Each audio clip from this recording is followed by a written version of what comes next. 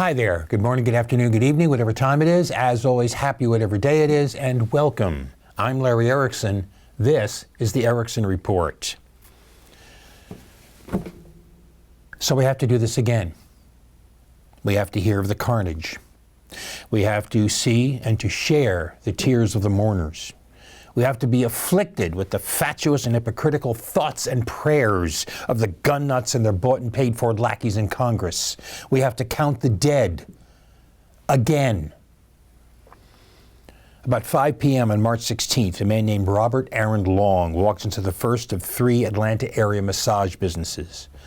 Less than 45 minutes later, 8 people were dead, including 6 women of Asian descent, along with a white woman and an Hispanic man. Say their names. Dao Yofeng, 44. Hyun Jae Grant, 51. Suncha Kim, 69. Paul Andre Michaels, 54. Sun Si Park, 74. Zhaoji Tan, 49. Delania Ashley Yan, 33. Young A Yu, 63. There was one other person. His name was Elisius Hernandez Ortiz. He was 30. He was shot, but he did survive. There is obviously reason to think that these murders were driven by racial or ethnic bigotry, but at the moment that I'm preparing this, that is not yet known for sure. But the thing is, right now, at this instant, I don't care about the motive. I care about the fact that it happened and that it keeps on happening. 6 days later, around 2:30 p.m. on March 22nd, a gunman carrying an AR-15 type assault rifle walked into a King Soopers grocery store in Boulder, Colorado, and without saying a word, opened fire. Minutes later, 10 people lay dead. Say their names. Trelona Bartkowiak, 49. Suzanne Fountain, 59. Terry Leiker, 51. Kevin Mahoney, 61. Lynn Murray, 62. Ricky Olds, 25. Nevin Sosnick, 23. Denny Stong, 20. Eric Talley, 51. Jody Waters, 65. A man named Ahmed Ali Aliwe Alissa has been charged with 10 counts of murder. I've heard nothing about motive, but with a name like his, I'm sure in some quarters he's already been branded a terrorist. This shooting, this Colorado shooting, was the 7th mass murder in the United States in 2021. That's about 1 every 2 weeks. Mass murder is here defined as at least 4 people being killed in a single incident, not counting the shooter. On the other hand, mass shootings are defined as at least 4 people shot in a single incident, not necessarily being killed in that incident. Colorado marks the 103rd mass shooting in the United States this year. That's about 1 every 19 hours. And so again, Congress, or more exactly in this case, the Senate, is being pressed to move legislation to actually do something about this. And of course, it will fail. In no small part because Joe, who must not be named Manchin, has already declared himself against the measures that have already passed the House, while declaring himself to be a law-abiding gun owner. And I actually bring that last point up, because did it ever occur to you how utterly vapid a phrase that is? I'm a law-abiding gun owner. Every gun owner is a law-abiding gun owner. Until they're not. Every criminal is a law-abiding person until they're not. Long bought a gun legally from a local gun shop just very shortly before his killing spree. He was a law-abiding gun owner until he pulled the trigger. Aliwa Alissa legally bought his assault rifle 6 days before the shooting. So for 6 days, he was a law-abiding gun owner until he wasn't. So I don't want to hear about it. I don't want to hear about it. I don't want to hear I don't want to hear one single damn thing about the thoughts and prayers from the right-wing bigots, bozos, hypocrites, liars, and twits trying to pretend that they actually give a damn about the carnage of which they are responsible because of their refusal to take action. And right now, I especially don't want to hear any bullcrap about law-abiding gun owners and how the rest of us have to abide their fetish while the funeral processions continue because they lack the conscience or the humanity to care. And if any of you out there, you want to say, well, I'm wrong about you, well, I got to tell you, unless you are an activist for strict gun controls, unless you agree that the real problem is that there are just too many guns out there and you are trying to do something about it, until that point and unless that point, then don't bother trying to tell me anything because no, I am not wrong about you. All right, I have to move on from that. And where we're going to move on to is one of our occasional features. It's called A Longer Look. And it's where we sort of take a deeper dive into a topic than we normally do. In this case, the topic is the filibuster, which is once again moved into the Senate spotlight. And I have my own thoughts about the filibuster, which I will get to, but that's after. Let's do a little history. According to the OED, the Oxford English Dictionary, a wonderful resource, the word filibuster is actually a linguistic corruption of an 18th century word flibustier, referring to Spanish pirates who plagued and pillaged the West Indies, the Spanish colonies in the West Indies. By the mid-1800s, it had turned into filibuster and it acquired its present political meaning. The filibuster exists in the Senate and not the House because of a Senate rule that says once a senator is recognized on the floor, they may speak on an issue without being impeded by anyone. It actually was the unintended consequence of an 1805 proposal by then Vice President Aaron Burr, who argued that the Senate should not be encumbered by unnecessary procedural rules. So in 1806, the Senate adopted his idea and dropped a rule about a procedure to force an end to debate because it was so rarely used. Well, so the filibuster was born, and it didn't take long for minority party senators to realize the power that this gave them. And the filibuster has been contentious in the Senate ever since. The first successful filibuster was in 1837 when a group of Whigs opposed to President Andrew Jackson used it to prevent his allies from getting rid of, expunging a resolution of censure that had been passed against Jackson. And despite various attempts to reform it, the filibuster remained intact until 1917. That was when, furious at a filibuster of his proposal to arm merchant ships against German U-boats in the early years of World War I, President Woodrow Wilson denounced what he called a little group of willful men who had rendered the great government of the United States helpless and contemptible. He rallied public support that was sufficient to get the Senate to pass what's known as Rule 22, which authorized a two-thirds vote to invoke cloture, that is, an official end to debate. That was the status of the filibuster until 1975, when, in the wake of Southern senators filibustering the Civil Rights Act of 1964 for a total of 57 days, the Senate cut the number of votes needed to invoke cloture to 60. Now, unfortunately, while that was actually a clear and definite improvement, it was actually a somewhat weaker reform than it might have been because it also changed the standard from two-thirds of those present and voting to three-fifths of those duly chosen and sworn, which, in the absence of any vacancies in the Senate, actually fixes a number of 60. Which means just suppose there was a cloture motion in the Senate today and not everyone voted on it, and there were 59 in favor of cloture and 29 against. Under the old rules of two-thirds of those present and voting, it would pass. Under the present of three-fifths of those duly sworn, it wouldn't. Since 2013, the filibuster rules have also said that executive branch cabinet appointments and judicial appointments below the Supreme Court can't be filibustered.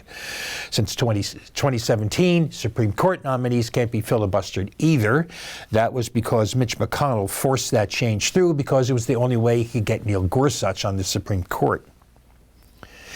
That's where we stand now. That's where we stand at this moment. As the pressure to kill or at least significantly wound the filibuster gains ground in the wake of the Goppers making the filibuster part of their standard operating procedure. Getting rid of it entirely because it seems to be a non-starter because, again, Senator Joe He Who Must Not Be Named Manchin and Kirsten Thumbs Down Sinema are both against it. So the question then becomes how far any reforms can get. Okay, with that background, what would I do about the filibuster if I ruled the Senate? You may be surprised to hear me say that I actually would not eliminate it entirely. I feel that way because I can conceive of cases where conscience is a sufficient issue. Examples like a declaration of war. Or, on the other hand, since we don't actually declare war anymore because that would mean Congress was responsible for what happened, so we just pass authorizations to use military force, and we're just leaving it up to them, leaving it up to the president. But those are cases where conscience could be important. Another case is expansion of the federal death penalty. Could be an area where conscience is important. I can conceive of areas where conscience is important enough that the bill should not pass just by the bare majority of 51 to 49 or now 51 to 50. But I would make several changes in the filibuster. For one, I would drop the number needed to invoke cloture from 60 to 53. Maybe even 52, but probably 53. I would also go back to the present and voting standard. So the rule would say that invoking cloture requires either 53 votes or 3/5 of those present and voting, whichever is less. I'd also support one helpful but essentially milquetoast change, which is to go back to the so-called talking filibuster, where a senator wants to filibuster a bill actually has to go into the well of the Senate and hold the floor. During the Obama administration, it became usual for some gopper to say, I'm going to filibuster this. A quick cloture vote is held, which doesn't get 60 votes, and then they just drop the matter without anyone actually having to do anything. Lindsey Graham Cracker, on the other hand, says that he doesn't care about the return of a talking filibuster because he says, and these are his words, that I talk until I fell over in order to oppose things like expansion of voting rights. And frankly, that's something that I and a lot of other progressives would look forward to seeing. But anyway, related to all this, something else I would require is that anything said during such a talking filibuster has to be germane to the issue at hand. If a senator wandered from the issue, the Senate could, by a simple majority vote, require that senator to cede the floor. Now, admittedly, germaneness leaves an awful lot of wiggle room. During his infamous filibuster against the Civil Rights Act of 1957, Senator Strom Thurmond actually read from the U.S. Criminal Code and the Voting Rights Acts of 48 states, which, all of which are arguably germane. But it does at least give some leverage against simply low-grade obstructionism. Incidentally, by the way, I've seen some people arguing that a talking filibuster could make things worse because it would prevent the Senate from conducting any other business. Now, you should know that that concern is actually misplaced. Another change that was made in the early 70s was to allow more than one measure to be on the Senate floor at a time, which means that in the case of some bill being filibustered, the Senate can simply switch to another bill, saying in essence, we'll get back to that one later, which is what they did during those Obama years. The idea that a talking filibuster would bring the Senate to a complete stop for, as one reporter put it, days and even weeks, that's just not true. All right, I would also make a rule that only the final passage of a bill or an amendment to a bill could be filibustered. No more of this business of trying to filibuster every single procedural motion, of which any bill will see several. Finally, an idea that I like, and which would probably be the most effective, short of ending the filibuster, which of course means it's the least likely to be adopted, comes from Senator Jeff Merkley. He proposes to shift the burden away from those who want to stop debate and onto those who want it to continue. Instead of needing 60 votes to invoke cloture, it would take 41 votes to keep debate going.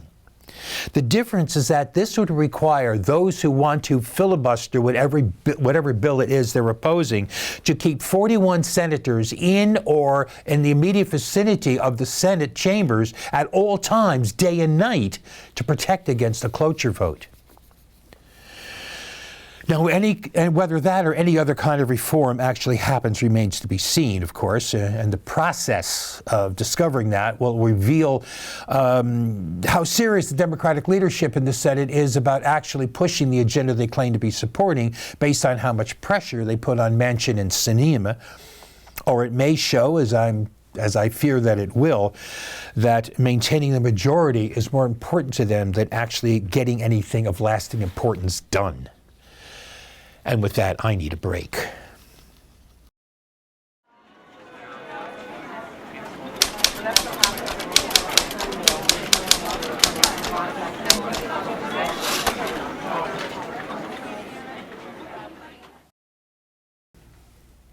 And we are back.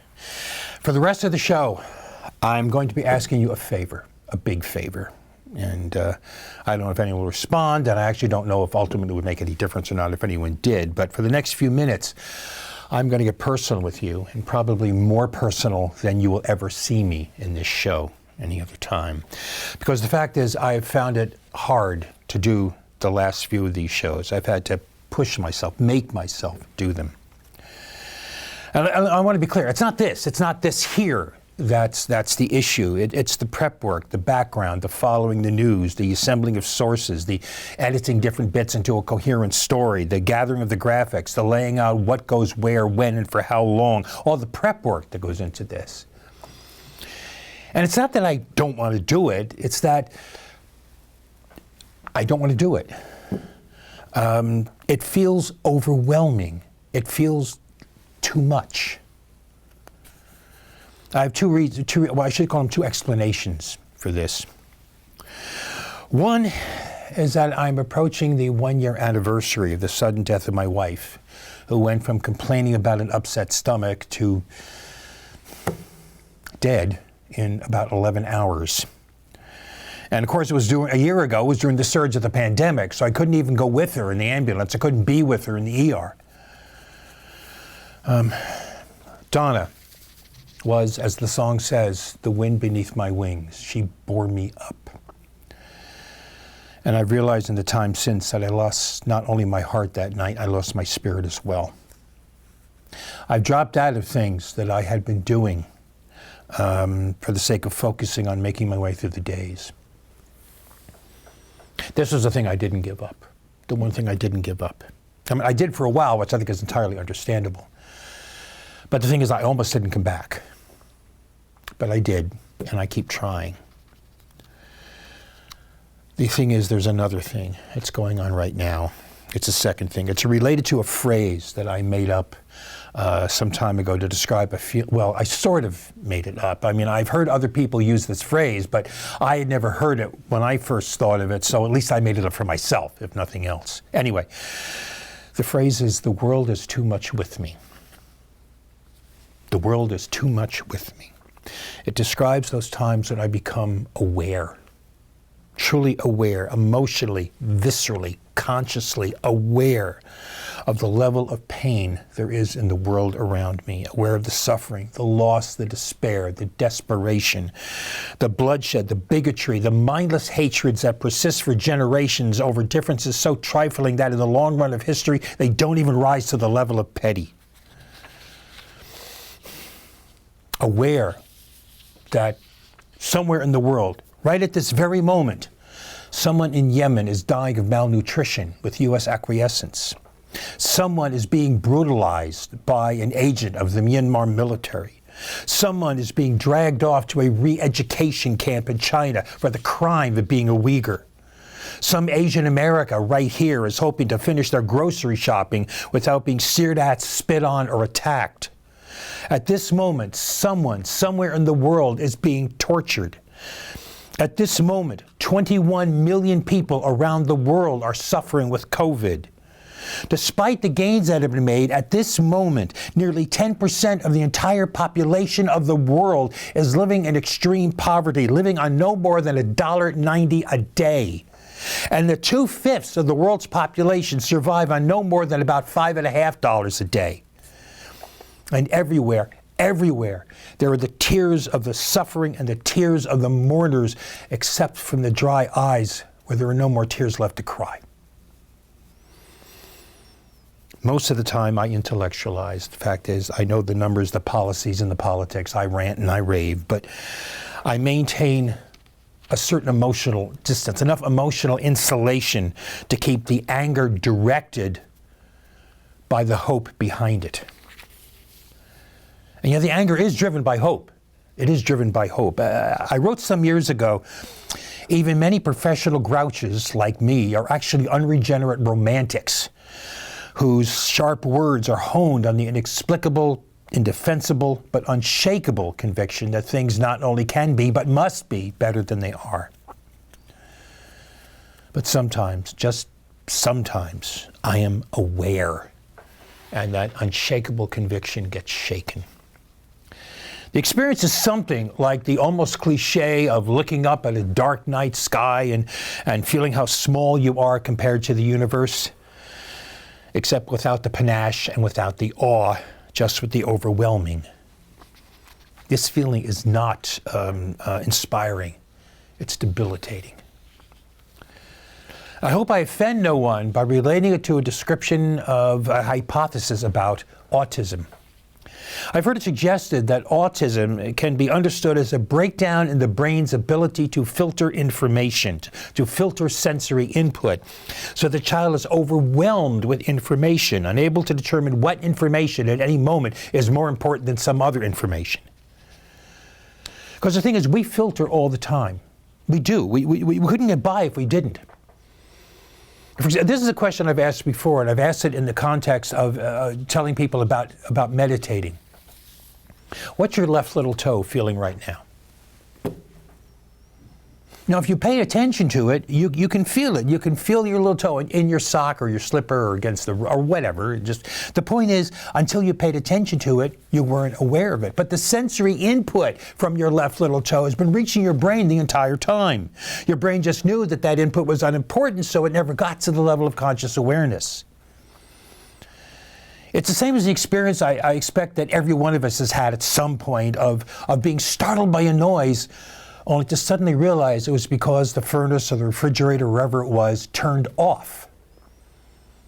But that sound, that noise, had been reaching your brain the entire time, but your brain knew this is not important, it's not relevant. But then a sudden change in it said you may need to pay attention, and so you were aware of it. I mean, how could any of us function if we were trying to consciously deal with every bit of sensory input our brain is receiving in every moment? Everything we see, everything we hear, everything we felt, everything we smell, everything we taste. We couldn't do it.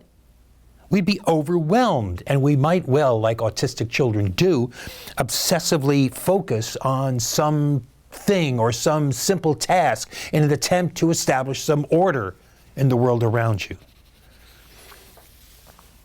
It's a little something like that for me, because understand, I'm not comparing my dark times to autism, all right? I'm not equating them. I'm simply using that hypothesis to try to give a sense of what. It's not that I'm overwhelmed with sensory input. It's that I'm overwhelmed by a feeling of awareness, and my ability to filter, to direct, to guide that awareness is broken down. Now understand, this is not a feeling like there's only suffering in the world. It's not a hopelessness, because it's not some hip existential angst about the dark hand of fate. Even at my worst times, I know that there is still beauty, there is happiness, there is joy, that people fall in love, make love, are loved, that children laugh and play, that friends embrace, that there is learning and growth, that at this very instant there is somebody being amazed by a flower or a star or something they see in a microscope. So it's not despair, it's an overwhelming, a debilitating sense of how much there is that we need to do, and a feeling that it's impossible to get it done. So it's not despair in the sense that there's nothing good, but a sense of a seeming impossible to have an adequate response to what is bad. And from that bad emerged the cries for help, the calls for justice, the demands to do something. And every cry, every call, every demand says as worthy of respect and attention as every other. Every issue seems as worthy of being addressed as every other. Every news bit seems as worthy of being covered as every other. And the result is it becomes overwhelming, and I feel paralyzed and exhausted. And what I do here seems so pathetically small and pointless that I wonder why I bother doing it. Which unfortunately can become a reinforcing cycle, which just knocks what I'm hoping to do here. During another low period, about a few years ago, I quoted something I wrote in the very first issue of Lotus, which is a print newsletter I put out a few years in the 1990s. And I'm quoting here, "Some folks are good at petitioning, I'm not. Some are good at fundraising, I'm not. I lack both the focus concentration necessary for large-scale organizing and the patience for phone banking. The list of my inadequacies is embarrassingly long. My strength happens to be words, advocacy, writing, giving speeches, and like that. So doing this is simply something I think I can contribute. My dream for Lotus is that it can be a voice of conscience and a tool in an ongoing movement, something of use to the many who keep on keeping on, something of value to those whose skills in other areas so greatly exceeds mine, something that helps." That was and also is the idea of doing this show, to be something that helps. And when I hit a low time like this, I truly can't help but wonder if it does help, and so wonder what is the point of doing it. So this is the favor. If you think this is worth doing, if you find it helps in some way, if it informs or if it inspires or just keeps your spirits up, drop me a line at whoviating@aol.com. Okay, it's right there. whoviating@aol.com. And the thing is, even as I say that, I feel like I shouldn't bother. I shouldn't bother. It'll just seem like I'm just fishing for compliments. And in any event, I can't help but wonder why you should have to be troubled with my moods. But if you do, thank you. All right, that's it. We're going to get out of here. I'm done. So for right now, we will see you, I promise, in 2 weeks. In the meantime, have the best 2 weeks you possibly can. Wear the damn mask. I know it's getting there. We're getting there. It's almost over. Hang on for a while longer. We're getting there. But in the meantime, wear the mask. And as always, peace.